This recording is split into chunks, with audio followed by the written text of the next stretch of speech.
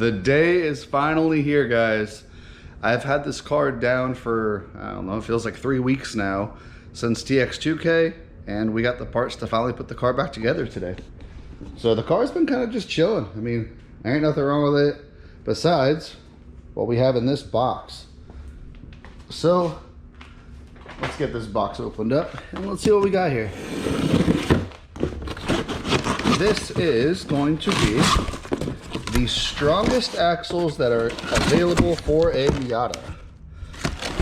These are set 1 of 1 as of now.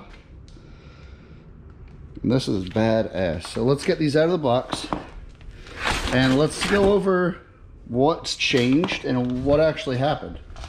So Tad did me a solid and actually included the parts that we broke.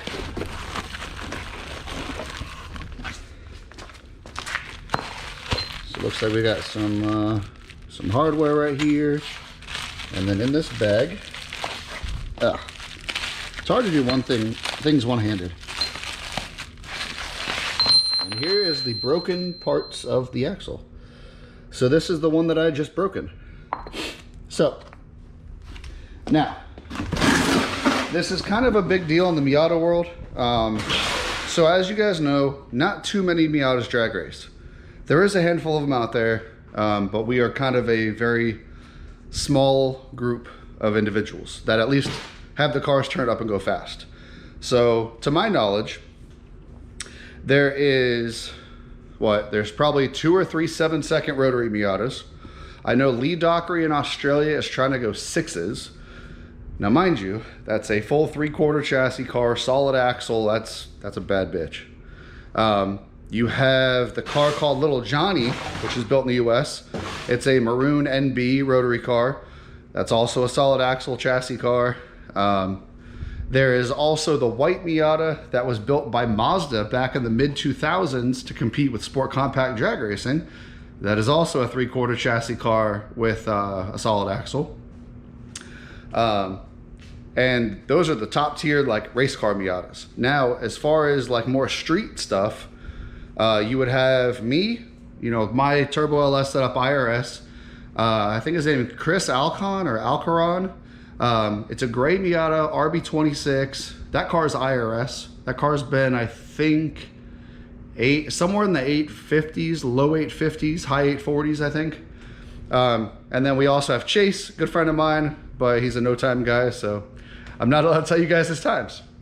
But there's quite a few of us that have the cars wicked up, make a lot of power, we go drag racing. However, I, right now, am the only one with the independent rear suspension that is pushing the limits. Chase runs no prep events, and he's also on a slick. I know Chris's car, that car was IRS. I don't know what was done to the whole rear end. All I think I know is it's got a CTS V-diff, but I don't know about the axles or anything like that. But I can definitely say I have the fastest IRS 60-foot out of the Miata group. So that leads me to having growing pains. I had the strongest axle available until I just broke it. So Driveshaftshop, Tad worked on something cool and they designed a new outer cup. So that's what I'm gonna show you right now. So this was the old design. You have a 1-piece cup. You know, this was supposed to be together at one point, something like that, yep.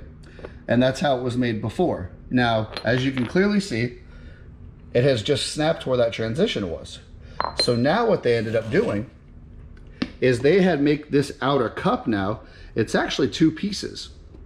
So the cup is splined, and then you have this shaft that slides into the cup, and it's now a stronger 2-piece design. So this right now, I use the Driveshaftshop swap kit, which is the same as the V8 Roadsters. I have larger diameter splines in the hub.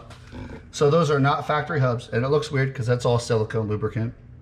So those are larger than factory hubs, but the dilemma we run into now is this is the biggest hub that we can fit inside of a Miata spindle. Now, why this is a problem? I have been chasing staying IRS because I want to help the Miata community evolve. You know, what I have in this car, yes, sure, it's expensive. But in the same regards, I don't have many custom things. All the stuff I have, like for the rear suspension, for instance, is all stuff you can just buy at the store. So what I'm trying to do is I'm trying to work with companies to make it so that the IRS platform is easier to make power. Now there is guys that do solid axle swaps and whatnot, and I will say that is a more superior thing. But for a guy like me, I want to do street car racing, street car classes. You have to retain stock style suspension, which means I can't go solid axle.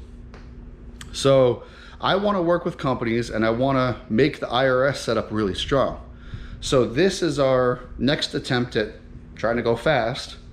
And we want to see how far we can basically push these axles. So the last set of axles I had, even when we just went to Texas, so let's just say the last 4 passes I made, full passes, the car went a 133, a 134, a 135, and a 130 flat 60 foot. So all within 130 and 135 60 foot. Now that's pretty quick, especially for a Miata platform. But obviously we found the limitation of the axle. Now, my plan is to get the car into the 120 60 foots, and I think these axles will do it. They look freaking sick. This is my first time seeing them. As you saw, I just opened the box. So I'm seeing it for the first time just like you guys are. But I'm really curious to see how far I can push these axles. Now, if anything happens with these, we will be forced to build some custom spindles or anything like that. But I mean, hopefully we can get some good data on these and go fast. I don't know. I'm excited. This is an interesting deal. I mean, it's pretty cool working with a couple of companies, you know, to help develop the car world, you know. I will say I have I wouldn't say a secret coming, but I have a suspension company that's going to be helping me with the car soon. But we'll talk about that in a later video. So for now, I don't really think I need to bore you guys installing the axles. I just wanted to give an update. The axles are here. They look absolutely sick. And spoiler alert, we're going racing tomorrow. So I'll check in with you guys in a little bit when I get all this car bolted up, and yeah, catch you then. Alrighty, she's back on the ground. I always forget how like absolutely nasty, you know, doing, I mean, I wear gloves all the time, so I hate getting dirty. But I always forget how like greasy and nasty axles are, even in a car like mine where everything is new, it's clean. It's just wear and tear. So yeah, I got the car back on the ground. Decided just to finish her up while I'm here. My buddy Thomas has been nagging me to play Call of Duty, which we haven't played in a couple weeks, so I owe it to him at least. But yeah, the car's on the ground, ready to go. Tomorrow, we are going testing in Bradenton. There's probably a couple little things I want to do to the trailer before we leave. I got some more sections of E-Track I want to hang up. And I got some attachments to where I can build like a shelf. That way I can start storing some more stuff. I do want to get cabinets in the future. Just haven't crossed that bridge yet. So anyhow, I don't think I'm going to continue on with this video. Be kind of short. Just an overall of the new axles. You know, that's a huge step in the Miata community, and I'm really curious to see how fast I can go with these now. I mean, the goal tomorrow is 840, 160. That's my goal. Anything in the 840s, and then anything above 160. That is my goal. That was my goal when we went to Texas, but as you guys know, unfortunately, we broke the axle. So we're gonna continue on with that goal, and then once that goal is achieved, then we'll figure out some new goal to make. So I appreciate you guys hanging out with me in the garage for a little bit.